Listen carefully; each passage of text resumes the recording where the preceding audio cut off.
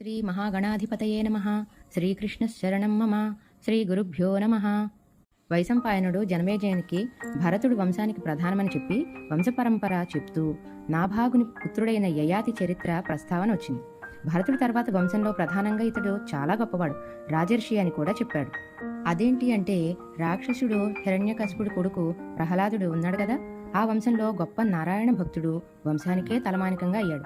ఆ తర్వాత అతని మనవడు బలిచక్రవర్తి అంతటి గొప్ప పేరు వచ్చింది, చరిత్రలో నిలిచిపోయాడు కదా. అలాగే నిన్న గురువుగారి వీడియోలో రాక్షస గురువు శుక్రాచార్యుడు దేవతల గురువు బృహస్పతి పుత్రుడైన కచుడిని వివాహం చేసుకోమని శుక్రాచార్యుడు కూతురు దేవయాని కచుడిని వివాహం చేసుకోమంది. కానీ అతడు చేసుకోలేదు.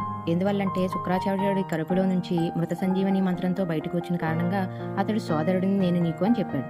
అయితే ఆ తర్వాత రాజుకూతురు శర్మిష్ఠతో గొడవపడి దేవయాని రాజుకూతురి వల్ల బావిలో పడిపోయింది.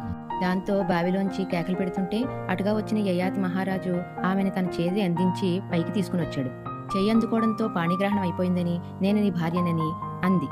కానీ యయాతి ఇది ధర్మం కాదేమో, మీరు ఆచార్యుల కూతురు, నేను రాజుని అని చెప్పాడు.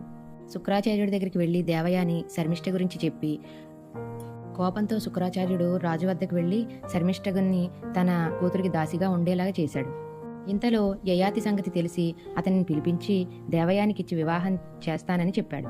కానీ అది వర్ణసంకరం అవుతుందేమో, నాకు అధర్మం అంటుకుంటుందేమో అని యయాతి చెప్పడంతో ఆ అధర్మాన్ని నేను పోగొడతాను, నువ్వు మాత్రం నా కూతుర్ని చేసుకోమని చెప్పాడు. అలాగే తనతో పాటు శర్మిష్ఠ వస్తుంది, కానీ ఆమె దాసిగానే చూడాలని అని చెప్పాడు. దేవయానికి యయాతికి వివాహం చేశాడు. దేవయాని దాసి అయిన శర్మిష్ఠకు ఒక ప్రదేశాన్ని నియమించి అక్కడ ఉండమంది దేవయాని. కొన్నాళ్లకు అటుగా వెళుతున్న యయాతిని చూసి శర్మిష్ఠ కోరుకుంది, నిన్ను వివాహం చేసుకోవాలనుంది, నీతో సంతానం కనాలనుంది అని అడిగింది. కాని యయాతి శుక్రాచార్యుడికి ఇచ్చిన మాటను గుర్తు చేసి ఇది అధర్మమేమో అని చెప్పాడు. కాదు రాజా, నువ్వు రాజువి, ఈ రాజ్యంలో ప్రజలందరి క్షేమం నువ్వు చూడాలి, నా కోరిక నువ్వు తీర్చాలి, ఇది ధర్మమే అని చెప్పింది శర్మిష్ఠ. దానితో ఒప్పుకున్న యయాతి ఆమెను స్వీకరించాడు. అందువల్ల ఆమె గర్భవతి అయింది. కొన్నాళ్లకు దేవయానికి 2 కొడుకులు, యయాతికి 3 కొడుకులు జన్మించారు. విషయం తెలుసుకున్న దేవయాని చాలా కోపగించుకుని శర్మిష్ఠను తిట్టింది. అంతేకాకుండా తన తండ్రి దగ్గరికి వెళ్లి విషయం అంతా చెప్పింది. దానితో శుక్రాచార్యుడు కోపగించి యయాతిని నువ్వు వృద్ధాప్యంలో పడిపోతావని శపించాడు. అయ్యో, నేనింకా చాలా ధర్మకార్యాలు యజ్ఞయాగాదులు చెయ్యాలి, నా ముసలితనాన్ని పోగొట్టకపోతే నేను అవన్నీ చెయ్యలేను అని శుక్రాచార్యుడిని బతిమాలాడు యయాతి. దానితో శాంతించిన శుక్రాచార్యుడు నీ వృద్ధాప్యాన్ని ఎవరైనా తీసుకుంటే ఇవ్వవచ్చు, అంతేగాని అది పూర్తిగా పోదు అని చెప్పాడు.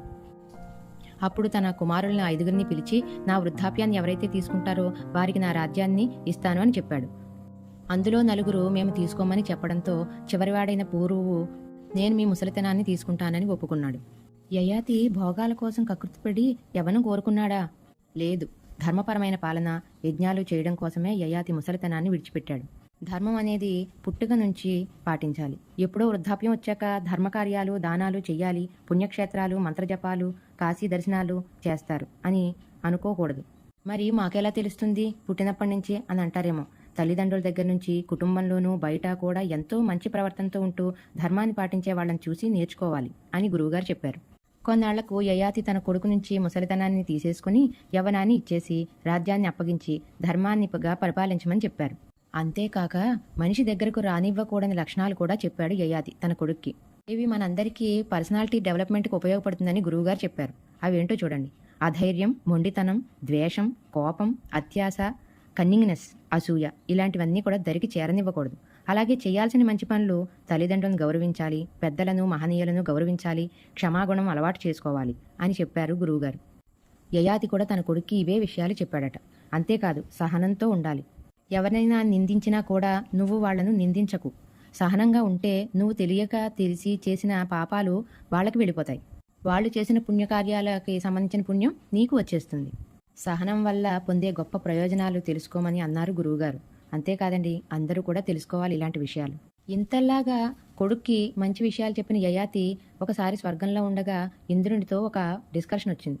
అప్పుడు వెంటనే ఇంద్రుడు అతన్ని భూలోకంలోకి పంపించేశాడు. అది ఏమిటి? అలాంటి విశేషాలన్నింటినీ మీరు తెలుసుకోవాలంటే గురువుగారు మహాభారత ప్రవచనంలో 8వ భాగం చూడండి. అంతేకాదు మా ఛానల్ను సబ్స్క్రైబ్ చేసుకోండి. స్వస్తి.